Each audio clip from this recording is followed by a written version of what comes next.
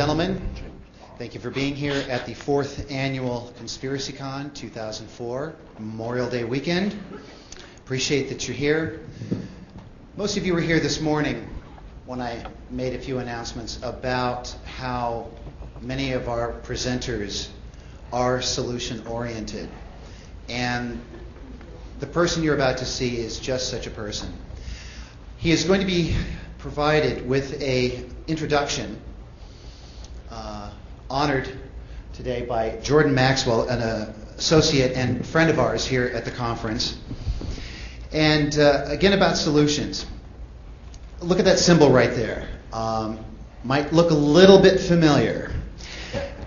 And I don't use that symbol by accident, and neither is our next presenter, who is also an associate and good friend of Jordan Maxwell. Jordan, some of you know, has spoken at this event and others like it. And I thought it would be appropriate for Jordan to provide a little bit of a hidden history lesson as to what has happened to our country, what has happened to this planet, what has happened to our legal system, our financial system. He is very knowledgeable about secret societies, symbolism, fraternal orders, all the things and elements and groups that are behind what has happened. And I couldn't think of anybody better to introduce our next guest. So without further ado, please give a warm welcome to Jordan Maxwell. He will be up here for about 15 minutes. Thank you, Jordan. Thank you.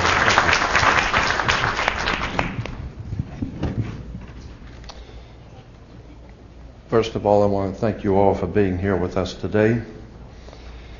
A lot of kind words have been said about me, but I want to clarify a few things. I'm not the world's foremost authority on anything. I never have been, I'm not now, nor will I ever be. I'm too smart for that. Because I know how much I don't know. And I'm learning every day that I live, the world keeps opening up larger and larger. And I started this escapade back in 1959. I started talking to audiences in 1962 about secret societies, the New World Order, occultism, and it was in 1966 that Anthony J. Hilder produced his first record set with Myron Fagan on Illuminati. And it was Anthony J. Hilder and Myron Fagan who introduced into American society the idea of secret societies and Illuminati. So when you hear the concept being discussed by anyone of secret societies, and especially that word Illuminati, remember it was Anthony J. Hilder who introduced it, and the man who talked about it, Anthony actually produced the records, and it was Myron Fagan, a very important man that you need to know about, who's no longer with us. Myron Fagan was the man who introduced the idea of Illuminati. As I said, I was talking about these subjects back in 1962, before most of the people who now talk about it were even still in school. So consequently, I've looked at many different areas of conspiracy since that time. And I'm appalled at what I see happening in this country today. We are told that America is the land of laws, a nation built on laws. In point of fact, nothing could be further from the truth. America is run by people who are lawless. We have no law in America. And understand that. The law is whatever the powers that be in power happen to say it is today. Whatever they say it is, that's what the law is today. And it may change tomorrow. So what you need to understand is this is not a nation of laws, it's a nation of lawlessness. And somewhere along the line, we're going to be dealt with by that universal God force because of what we have allowed to happen in our country. Now, in relation to the subject today, which is the occult world of commerce, Let me give you a couple of examples of I think where you need to start thinking. If you are going to send a box through the mail and you need to wrap it with some rope, you go out in the garage and you find some rope and tie up the box, and that should be sufficient to do the mailing. But if you're going to take that rope out to the edge of a 10-story building and hang on it, you better trust and you better examine the integrity of that rope now, because your life hangs in the balance on it. Another example is if you owned a 2-story building and you were going to put a lot of weight on the second floor. If you were smart, you would go downstairs first with the structural engineer, get on a ladder, and go up through the ceiling tiles and examine the floor that you're going to put that weight on to see if the floor is going to hold that kind of weight. So what you're doing is you are standing under the foundation you're going to build on. You're standing under to get understanding, because that's where the word understand comes from. To stand under the foundation that you're building on. Understanding words is what you really need to start doing. You need to start doing your homework and understanding words. If you put an S in front of words, it becomes swords. And that's what words are. They are cutting. They can cause you great trouble. Humans are word-controlled creatures. So we need to establish what words mean. Again, when we talk about law, there's a Roman maximum in law that says, "For he that would be deceived, let him." Simply meaning, if you are so ignorant as to be deceived, then that's your business. That's your problem. So you need to do your homework and find out what the words mean, especially in relation to law and government. Because there is a world of occultism that is operating today throughout the world, in which you use certain words, and when those words are used in a court, they don't mean the same thing at all. Understanding law and the words of law, there are two things that this planet has: water and earth, water and land. Consequently, there are two kinds of law: the law of the land and the law of water. You've heard the term law of the land, but in point of fact, that's precisely what this word means, law of the land, because it is the people who live on land. And that is opposed to something else called the law of the high seas, or the law of water. You need to understand the difference. The law of the land is the law of the culture that lives on the land. And so consequently, the law of the land is different in every country. You can do things in America you can't do in Russia. You can do things in Africa you can't do in England. So the law of the land is the law of the culture that lives on that particular land. However, there is a higher law that dominates the entire world. It's called the law of the water, or the law of the high seas.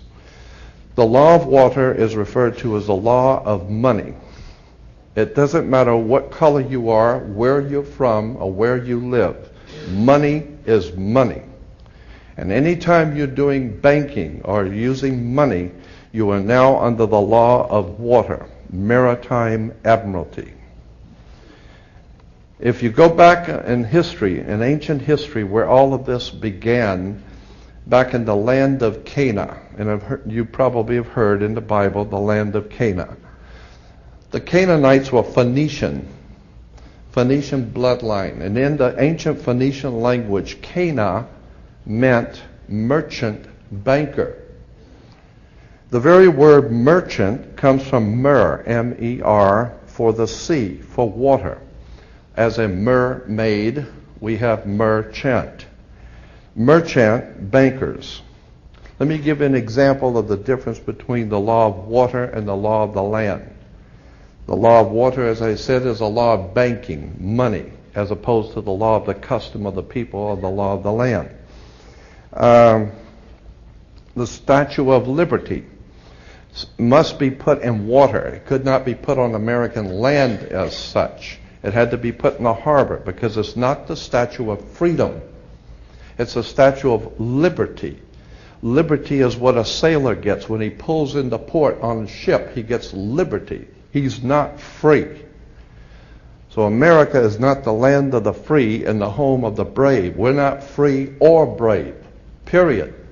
We're not free. This is not a free country. Now let me give you an example of how this law of the water works. Why is it that you have to go to court? People are always concerned about going to court. You go to court because you play basketball and tennis on a court. How do you play tennis on a court? You play with a racket. Why? Because that's what it is. It's a racket. And make no mistake, they do not pick words by chance. These words are very serious. They do not use words in terms with no avail. These words are very important. When you go into a court, what's the idea of going to court? It's a game, like basketball. The whole idea in a court is to put the ball back in the other guy's court. One team gets up and they throw the ball over to that team of lawyers. That team gets up and throws the ball back into their court. And consequently, it's a ball game. And the judge is wearing a black robe, so he is the referee. The judge is the referee. He doesn't care which side wins or loses because he's going to get paid anyway. So he couldn't care less. He's merely there as a referee, and that's why he wears a black robe. And that's another interesting subject we can get into later. But the judge is a referee between two teams. The judge, we are told, rules from the bench. The word bench in Latin is a bank. Therefore, the judge rules for the bank. Where do you find banks? You find banks on both sides of a river. They're called river banks. And what does a river bank do? It directs the flow of the current, see. The juice. Consequently, your money is currency because it's the flow, the cash flow.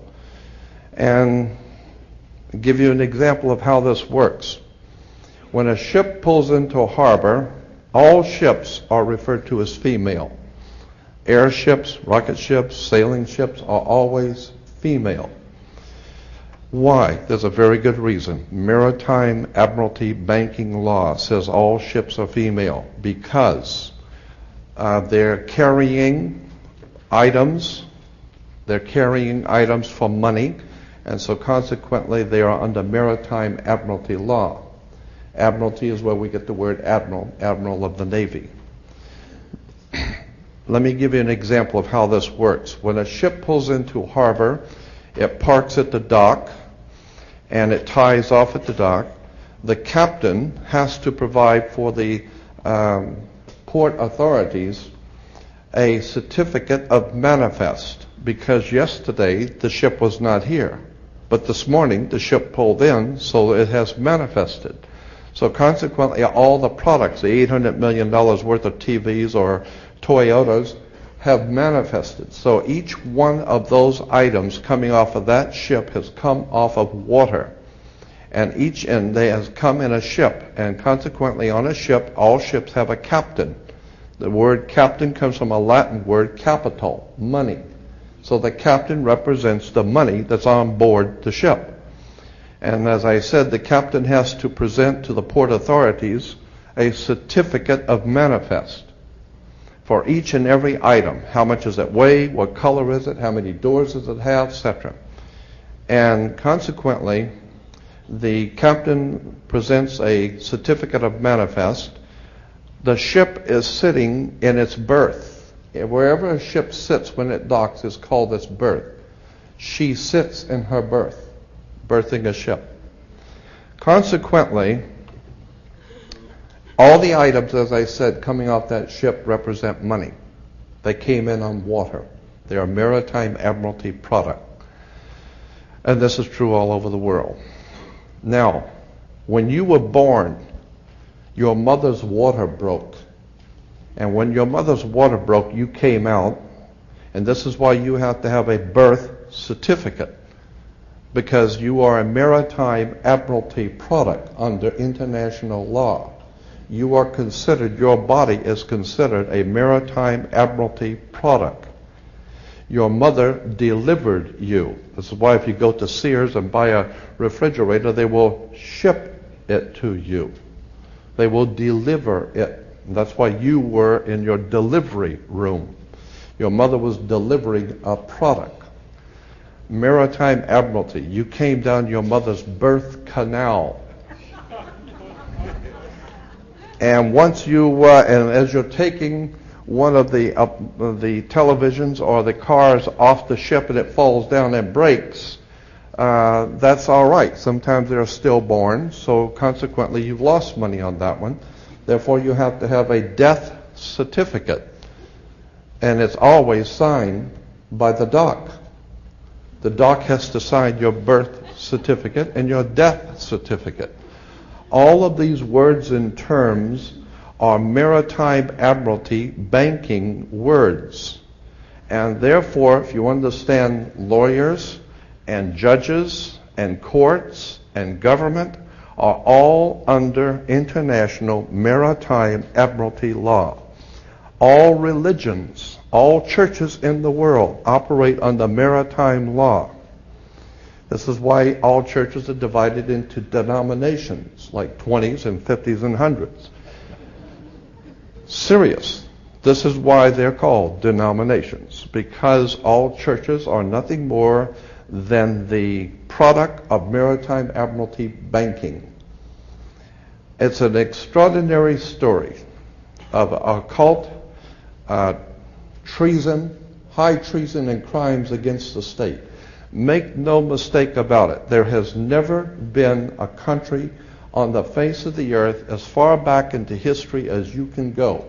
There has never existed a country in which the people rose up and demanded their right to be free. Never. The concept of human, spiritual, intellectual, and physical freedom is a totally concept that has never, ever existed on the earth. The only time that has ever come into existence was the founding of this country, where it was understood that we were sovereigns and we owned our bodies, and consequently, since 1868, we're now under international maritime admiralty law. Think about this. When cowboys in Indian movies, when the cowboys would ride into town, they'd get off the horse, they were wearing guns. How come they could walk into a bar carrying guns? And if two guys got in an argument, they could go out on the street and draw on each other in front of the sheriff's office, and the sheriff would do nothing. How come? How come that men could go out in the street and shoot each other in front of everyone and have nothing be done about it? The reason why is because before 1868, all Americans were considered sovereigns. And that's one of the nice things about being a sovereign, is you have the right to be yourself. And consequently, you need to understand that, in one last point I'm going to make before I introduce your speaker, that in 1868 there was a corporation founded. Anyone can incorporate a company. Well, in 1868 there was a company incorporated. And in that particular company, the founders of that company they referred to it as the United States Corporation. And they stipulated that anybody who would be a member of that corporation or work for that corporation would be called not an employee but a citizen. So today, if you are asked, are you a citizen of the United States, what you think you're being asked is, are you lawfully in this country to do business? That's not lawfully what's being asked. They didn't ask if you were in America. lawfully. They ask you a specific question. Are you, of your own volition, out of your own mouth, testifying that you are a citizen of the United States? Because in that way, citizen of the United States means you are an employee of a foreign corporation operating on international maritime law. So today, the President of the United States is the President of a privately owned company. The company is called United States. And the word president is always a word that is used in corporate law. Banks have presidents. All companies have presidents. So there's a corporation called United States, privately owned, and it has a president. President Bush is not the president of America. President Bush is the president of a privately owned company. Privately owned, out of England. And you need to understand words and terms. Because I believe that there is a divine presence in the universe that men call God, and one day that divine presence is going to move on the earth, and we're going to see freedom come back to this world. And when it does, you're going to need to understand words and terms and how they have been used to trick you. And that's the speech that today I'm introducing Jason Whitney to give you some ideas about how these words have been used to enslave you. And with that, I'd like to introduce my friend, Jason Whitney.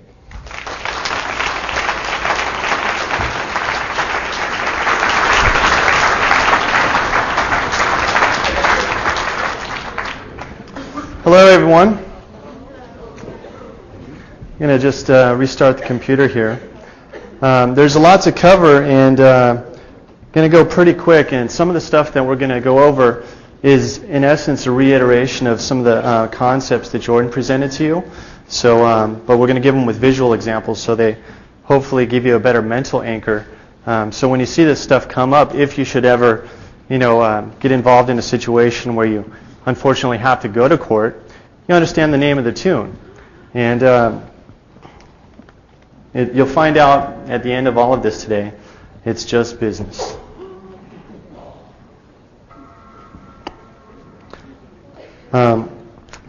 I was first introduced to Jordan Maxwell approximately 3.5 years ago. I was up late at night, and it was about 3 o'clock in the morning when my girlfriend had said, "Hey, you got to listen to this guy." And I was doing homework. I was originally a computer science major, studying network engineering. And I set my books aside, and I walked over to the table, and I flipped on the channel so I could hear the radio in the room I was in. And I hear this guy talking. And the information was so powerful that was being presented, I was absolutely blown away. I went and grabbed a notebook, and I started taking notes because, I've been into the occult since I was about 18, and I've studied mostly stuff on, basic secret societies and pyramidology and the concepts of some UFO ET stuff. But what Jordan presented on that radio show put the entire world system, whether it be religion, banking, or politics, or UFOs and aliens, and the concept of, the alien ant farm, which is Earth, all into a construct that I could basically see with open eyes, kind of like the Matrix revelation. And, if it wasn't for Jordan, in any capacity, I wouldn't be here today. And certainly,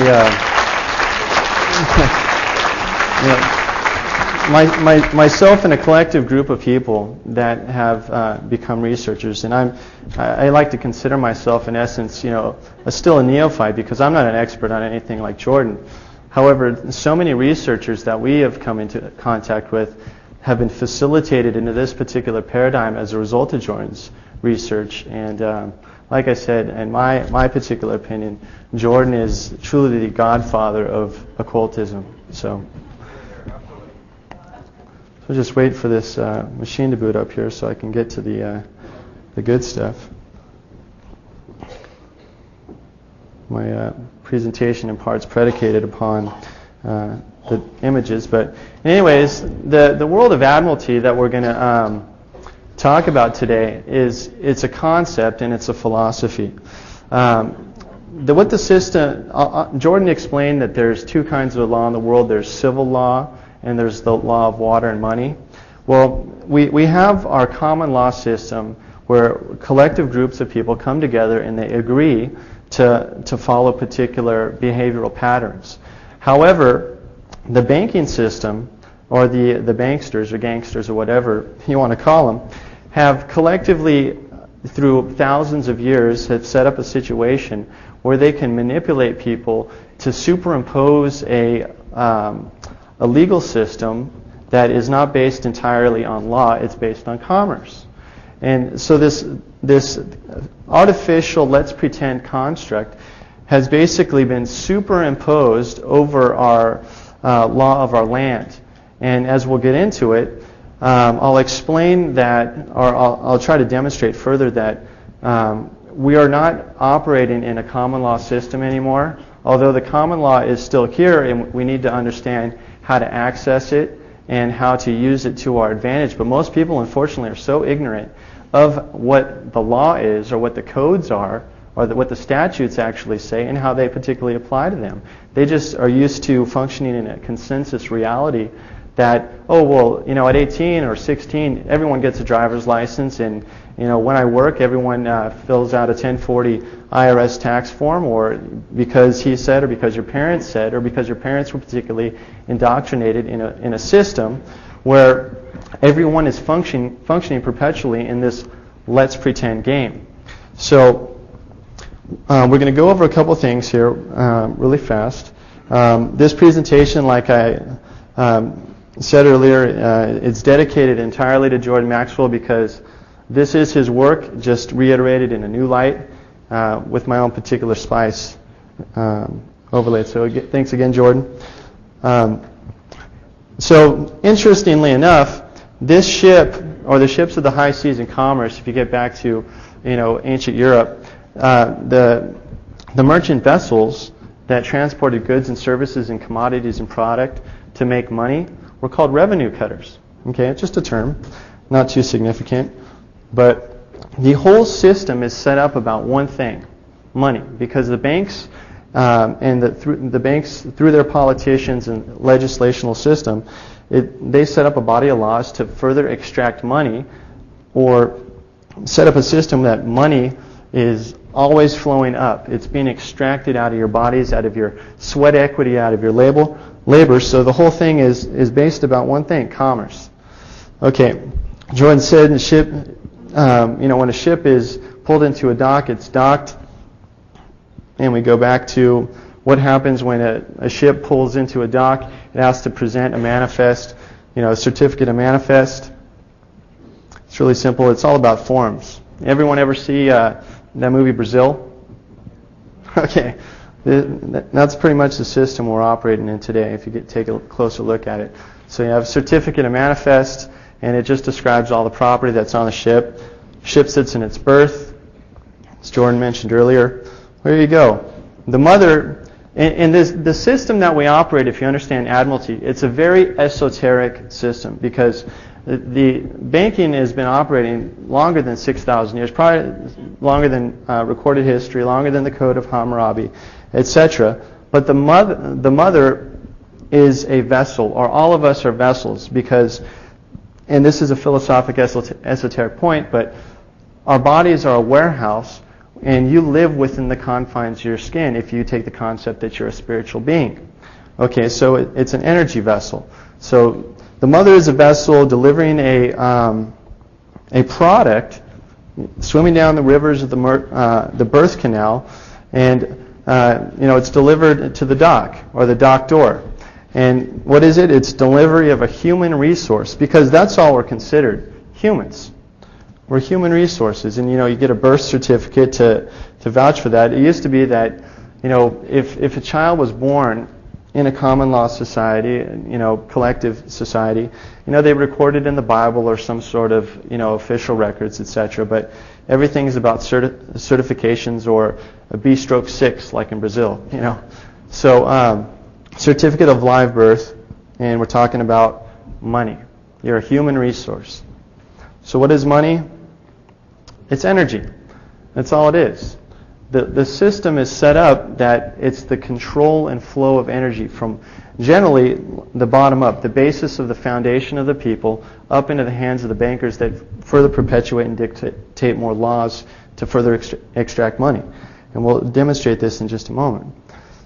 So battery is pretty much what we're considered. If anyone has seen The Matrix, our bodies are our vessel. It's where we store the energy. We eat food. Its energy is transmuted from the sun. It goes up the food chain if you study biology, and the energy is stored in our fat cells. Well, take a look at this.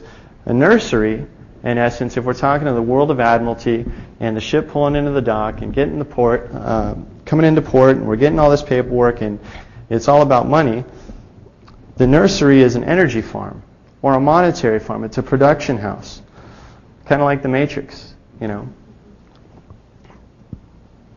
So we're going to go into some definitions from the Law Dictionary, what these terms mean. Jordan says we need to take a look at words because we're word-controlled people, right? And I'm not making any of this up. If you look in Ballantines' Law Dictionary, a human being is a monster. So that's what, when you walk into court, this is how they're looking at you. So you want to get your constitutional rights. You want your liberties, not your freedom, but you want civil liberties. Well, they're working with this guy. How does that apply to you? So let's take a look at what monster says. A monster is a human being by birth, but in some part resembling a lower animal. A monster hath no inherent blood, and cannot be the heir to any land, albeit it be brought forth in marriage. Okay, so what are we talking about here? Are we talking about a human being, which is in the law of admiralty or the law of banking? We're talking about a let's pretend game. Limited liability, no one taking responsibility for their actions. That's why we live in a corporate fascist system where everyone wants to incorporate and not take responsibility for what's going on. And this guy over here, the real you that's aware and functions in like a state of common law where it takes personal responsibility for everything he does and, will make his wrongs right and everything. This guy, it's on a piece of paper only. That's the certificate of live birth. That's the B/6. That's the let's pretend game. So if the construct that is law has two kinds of people. In fact, the spiritual being you won't find a spiritual being in a law dictionary, but you'll find the definition of a person.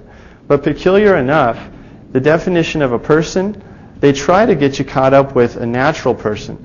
But how do you define a word with its own word? That's a peculiarity in itself. So person includes a natural person, a firm, a co-partnership, or an association, or a limited liability company or corporation.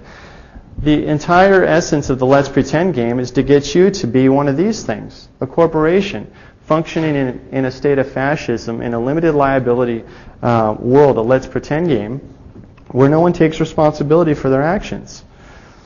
So we get into the construct of what the physical world versus the legal world is. You have the world of land, which they try to superimpose this matrix body over, of the world of admiralty. In the Constitution, which is predicated upon common law, we deal in the world of gold and silver. What happened to that, guys? Now we're dealing with Federal Reserve notes, which a note, by definition, is evidence of a debt. And anyone heard of national debt? Yeah. Or how about income tax? All income tax does is go to pay national debt. It doesn't pay your streets. It goes to pay the national debt with the Federal Reserve. And the Federal Reserve came into act in 1913. And that's a whole story in itself. And the taxes that are generated as a result of using Federal Reserve notes, who collects that? The IRS. When were they started? The same year as the Federal Reserve, 1913. But guess where the IRS is based out of, guys? Puerto Rico. It's not even an agency of the United States government.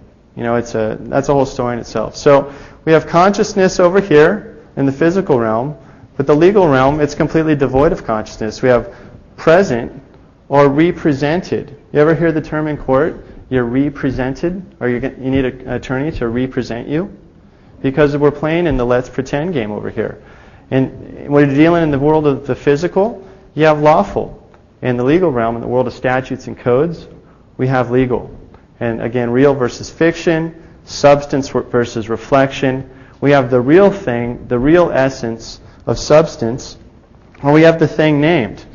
And we also have the creditor, or we have a debtor, a lender or a borrower, object versus symbol, a physical body, or a paper certificate, such as a birth certificate. So, in essence, who you really are considered to be legally is a fiction, a concept or idea expressed as a name, a symbol that legally has no consciousness. It is a juristic person. It's en legis. It's a word written on a piece of paper. It's not you. You see, when we're dealing in real law, when there was a controversy between people in society, in like a tribe or a community, if there was a problem, it was, someone would come up to the elders in society, and they would bring you before a committee, and they would hash it out before a committee of like the Sanhedrin. If you take it back several thousand years in the Judaic cultures, they would take you before the Sanhedrin, and you'd have to give your testimony before the Sanhedrin. Each party testifies, right? So if you look at the word testify, it comes from the word testicle, because you have to hold the males, which were the ones that functioned in commerce. The women were excluded from that. They hold on to their testicles, and if someone's caught lying, what they were holding was what they would lose. That was one of the penalties. I'm not kidding. So otherwise, it's social and political ostracism, or they can't function in commerce. They become basically a persona non grata. They don't exist. They don't function in that society. They need to move to a new location.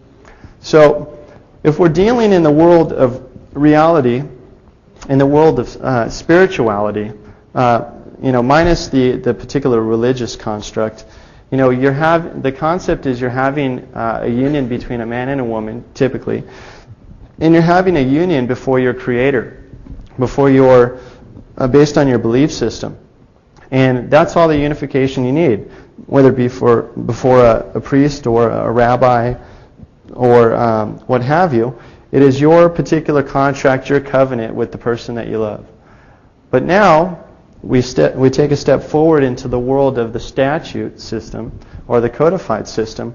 We have the let's pretend game, where you need to get a marriage license. You have to ask for permission to do something you would normally do based on your own accord and before your creator force or your particular religious or philosophical belief system, whatever that allowed for. But now we need to ask for permission from the man if you can have this relationship. Why?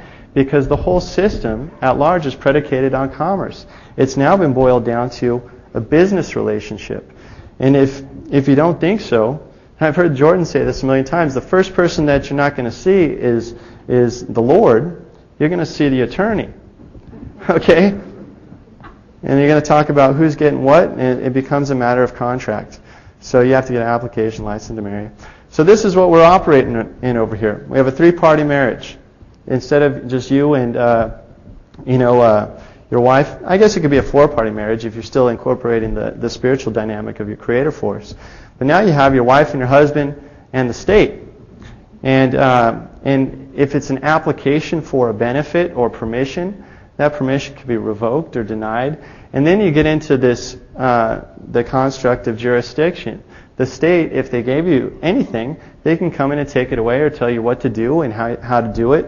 And then you basically have to live and operate under the codes that are prescribed that dominate the application for the birth certificate, etc.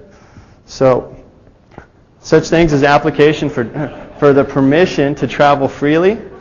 You got to get a driver's license. License, in essence, if you follow it, it's predicated on a system of business.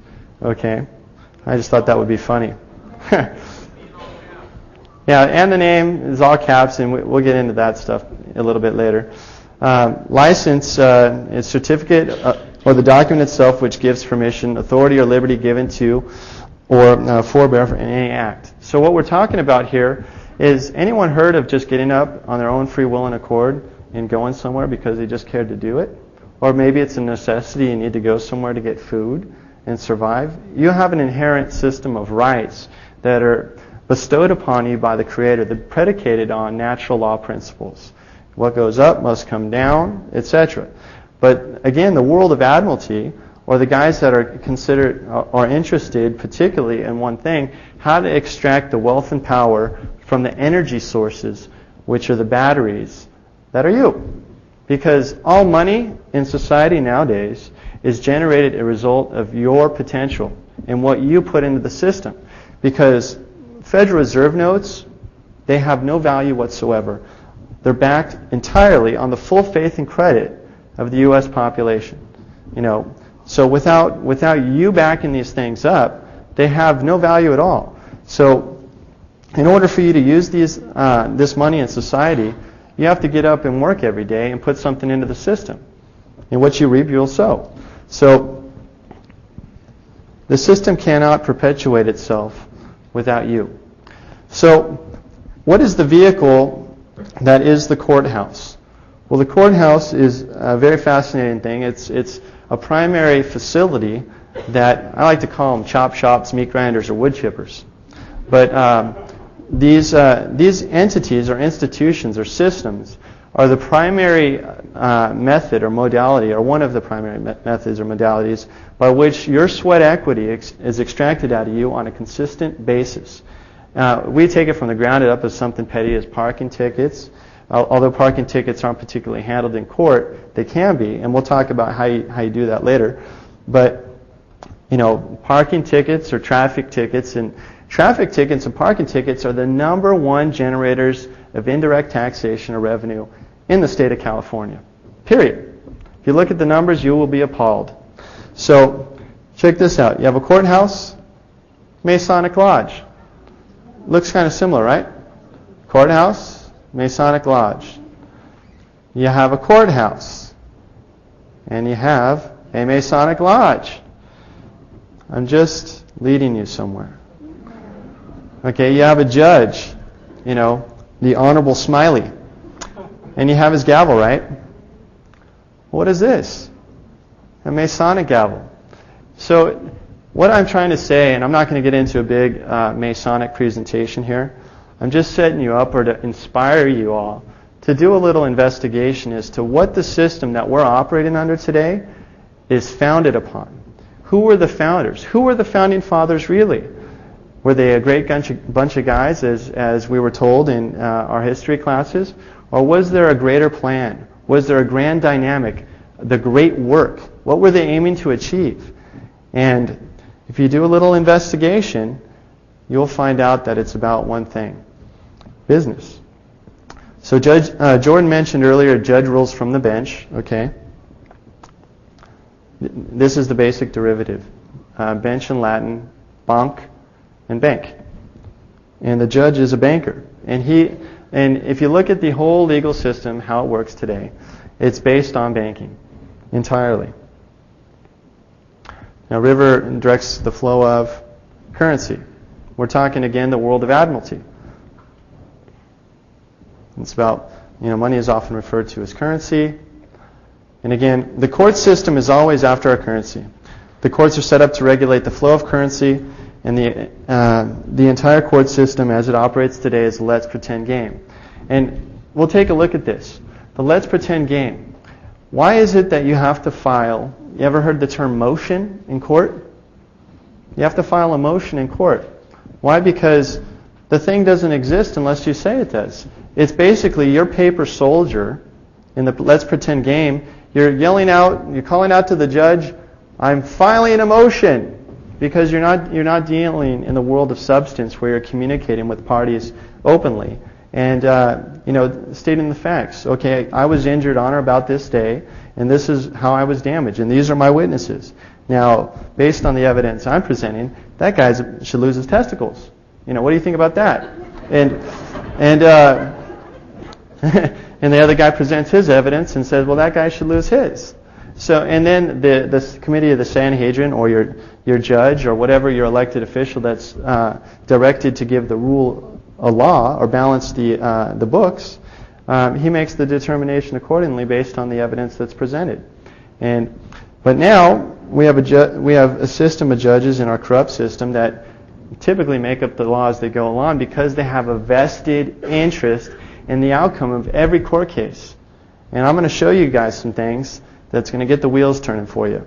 So you guys ever heard the term circuit court? Circuit court? You know, circuit courts, energy, battery, money, banking, electricity, gross national product. You know, it's all about energy.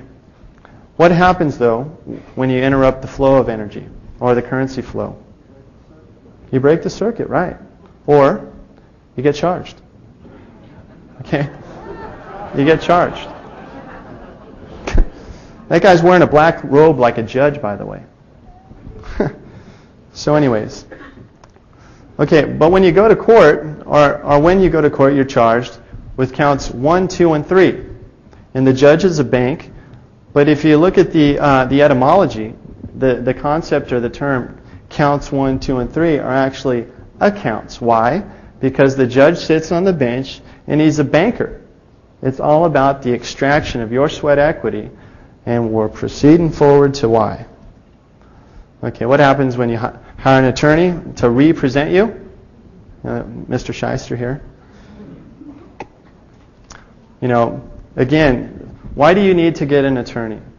Because the whole thing is a let's pretend game. Because the attorney, if you look and take an analysis of it, we're dealing with attorneys, not counselors in law, not lawyers particularly. We're dealing with an attorney that's there to represent the certificate or piece of paper, the artificial person or the natural person that cannot stand and speak for himself properly, or the presumption is so unless you rebut it. So he's representing the artificial legal fiction, the reflection, the thing named the debtor or the borrower, because why? We're dealing in banking. You're there. Most of the court cases or lawsuits are of and pertaining to money, are they not? Why else do you go to court? You know, all crimes are commercial. If you look at the legislation and the codes, everything boils down to a dollar value. And in fact, I have, not with me today, I have a case, the president of Tyco, he was convicted in court, and he was awarded, or the sentence was like a $25 million fine, or the end result was like $25 million fine or something like that. If he didn't pay it, he was going to jail for life. What did he do? He whipped out a check, cut it, paid it to the court, and the game was over. He didn't go spend one day in jail because it's based on bookkeeping entries, the entire thing. So if you got enough money, as most of you have an inherent understanding, if you got enough money, you're not going to jail because you can get lots of attorneys to represent that piece of paper to make a deal with the judge or to properly represent you, such as OJ, and get off. Okay, so when you hire an attorney,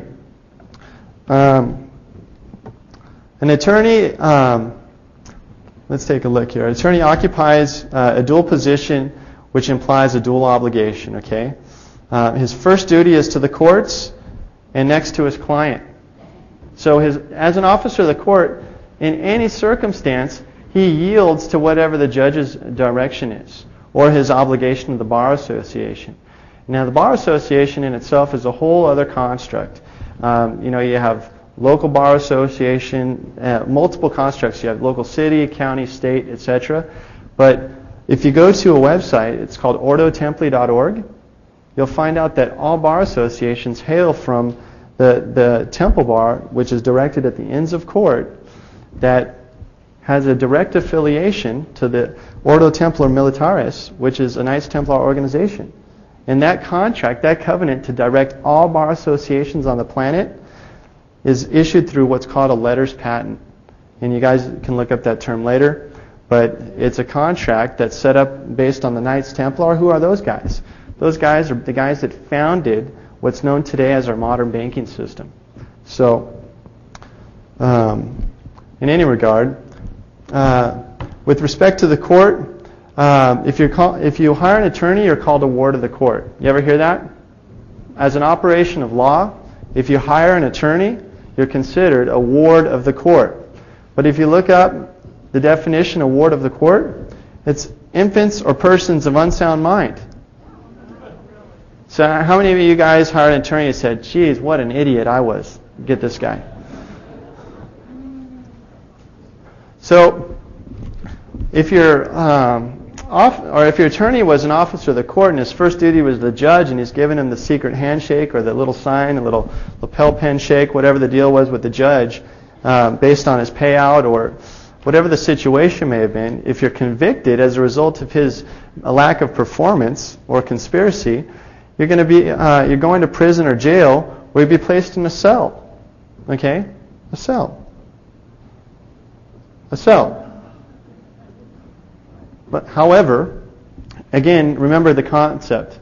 The whole court system, or our whole monetary system, is based on ancient esoteric principles. Your body's energy. It's a vessel. Your body's a vessel. You have blood vessels, etc. And you're traveling on the seas of commerce. Not really, because we're on land, but they superimpose the world of admiralty on us. And anyone can verify this because the Navy has surveyed all the land in the continental United States. And there's brass cap high water marks in all the local towns and counties. So they've, in a let's pretend game, they said we're underwater right now. That's why they have jurisdiction of admiralty. And it's, unless you rebut that presumption of jurisdiction or the admiralty realm, it shall reign supreme. But if you might have the opportunity to pay bail. You ever heard paying bail? Okay, you might have the opportunity to pay bail if you've been placed in jail. Okay, bail. Okay, bail or bail. To bail someone out is to provide cash and get them out of prison, or more generally to help them out of a difficult situation. Well, I think going to court, period, it can be a difficult situation, especially nowadays. Especially a financial one, and we'll just go on from here. But after you pay bail, the court has concluded its sale on the high seas of commerce. You see where the etymology is going? It's just, we're dealing in admiralty, ancient Phoenician commercial law, as Jordan said. But everything you said and done, when everything's said and done in court, and you've discharged all your debts, you've paid your debt to society. How many of you heard that? Because everything is commerce, period. One of the first definitions of commerce is the exchange of ideas, concepts, philosophies, interaction, goods and services, etc. And then one of the other definitions of commerce is sexual relations. And I'm not kidding. So the byproduct of that is a commercial product where, again, you get the paper certificate and you play the let's pretend game. So ultimately, which is it? Are we talking business here or are we talking justice?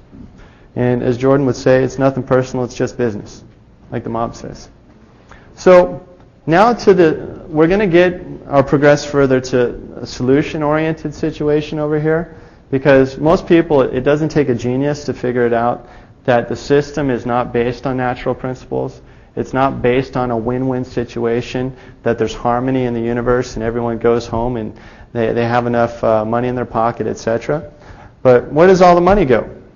Marvin Breyer, and that's a man that found out. Marvin Breyer is an I don't want to say Bank of America employee, but he worked for one of their subsidiaries, and he's a COBOL programmer. And he's the guy that designed the foundational computer systems, or the code that transfers all money and etc. and balances the books at the end of each day. Well, Marvin unfortunately had a very rough situation where his daughter, her child was about to be stolen from the Department of Social Services or one of those particular agencies, and Marvin could not stand the pain to see that happen to his daughter, because his daughter in his life is everything to him. She's the capstone on his life's pyramid. Anything and everything for his daughter. So what Marvin did is he did a little homework. He tracked the money that was being raised from the court, and where all the funds and all the money that he was paying into the court system for fines or just court docket filings, all going into slush funds, guys, without exception. Marvin, by the way, has been in Insight Magazine about 6 times. He's been in the LA Times. If you just type in Marvin Breyer on the internet, you'll see tons and tons of articles on him. And he's a personal associate of mine, and I've been fortunate enough to get in with him to understand how he does what he does, how to crack the matrix, how to break through and understand how to get to these guys where it hurts, the money. So if you track the funds that are paid to the court, without exception, at least we haven't found one. And certainly we wouldn't be arrogant enough to say that it's not entirely possible that it might go to the proper directory where the funds are supposed to be appropriated. But the funds are going into different accounts as opposed to where they're mandated by legislature. Instead, they go into private accounts associated with the Judges Association. However, it's really interesting about what the Judges Associations are. And you can look at any court system in America. Namely, we like to particularly look at Los Angeles because a lot of us are originally from there and done a lot of investigation over there. But the Judges Association, if you talk to them, try to find out who they are, they're allegedly a tax-exempt organization. However, they're not registered at all with the IRS. Period. They fall under a 508 category. And I'm not a super huge tax guru, so I'm not going to get into the codifications. However, the IRS turns a complete blind eye to the fact that they haven't properly registered, but they're amassing tons of these funds. Okay? So, but you'll find out why. You go to tax court, or you go to court based on willful failure to file, or you're not paying your fair share, etc. Why you bring in proper legal arguments or issues as a matter of law, and they throw you into the wood chipper. Why? Because they're all working in harmony together, in concert.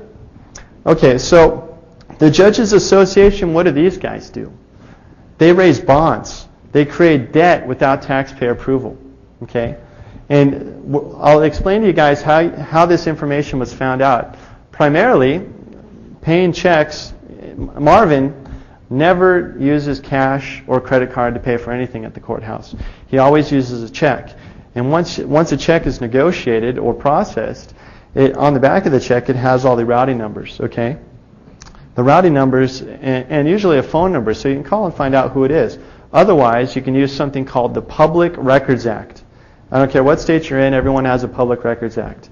And in some cases, if you're dealing on a federal level, you can do it under Freedom of Information. Now, under Public Records Act requests, in California and Hawaii and other states, I'm sure it's across the board, it's the same. If they fail to answer, it's a $1,000 fine. So it's all about how you put it on a piece of paper. But the law is created for your benefit in the event, at least we would like to think, it's created for our benefit, that there is a particular check and balance, but they tuck it away or they hide it away in codes. Well, what are codes? By definition, they're something that's used to hide something. The military uses codes all the time to hide their communications, etc. So the money that is paid to the Judges Association is used to pay off anonymous bonds. Okay? The anonymous bonds are issued through Merrill Lynch and other associations, but Merrill Lynch is the primary bad guy. And we have paperwork that demonstrates this. Marvin got a judge thrown in jail and some prosecuting attorneys, and there's more on the way. Because, you ever heard of judicial immunity? Well, guess what? You don't sue the judge, you sue his association. Or you find the evidence of the wrongdoing through Public Records Act requests, or you trace the money on the check, and then you present the data to the grand jury, and they got to investigate it. And then they got a problem. So, as a result, Credit Suisse and Bank of America are the primary underwriters on those bonds.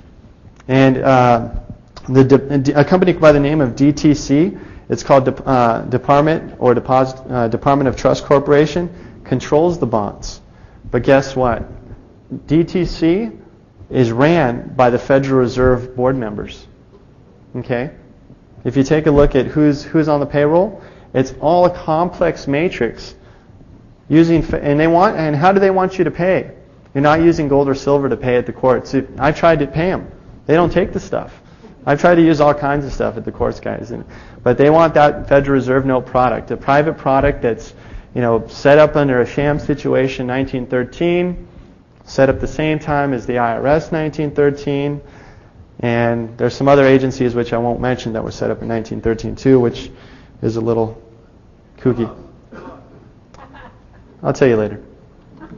So, I like to call these things Anani bonds. The interest on the Anani bonds is paid through the court fees, fines, and restitution, and along with forfeitures.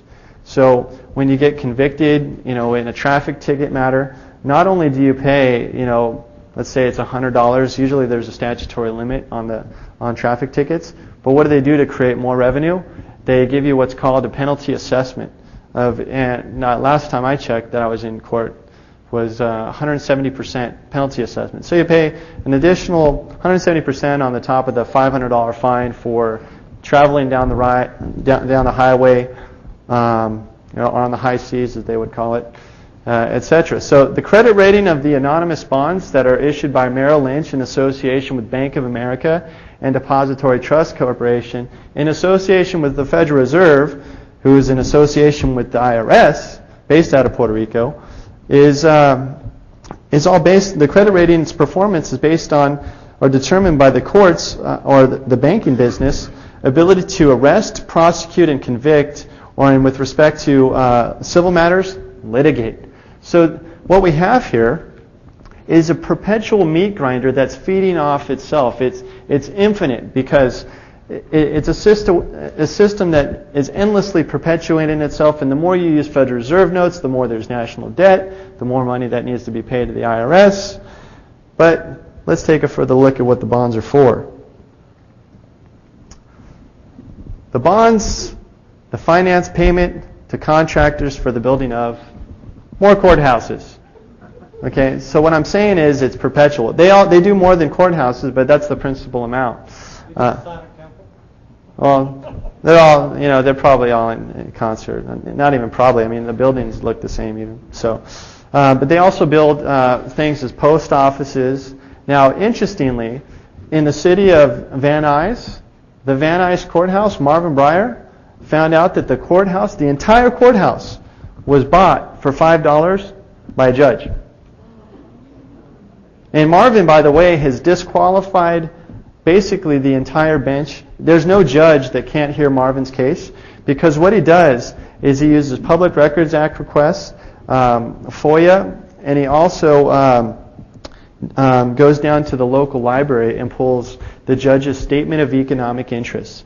Once a judge becomes a judge, they have to give their entire profile, where their money is going, and they might have some stuff offshore and etc. that you might not be able to find.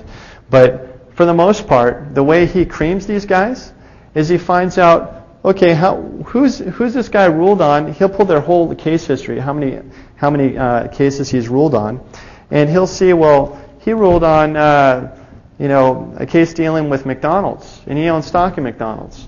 So he reverses entire court cases or kicks judges off because there's a conflict of interest. So it's all based on money, conflict of interest. And he also finds out through Freedom of Information, or namely Public Records Act. In one instance, he found out the judge had a brain tumor.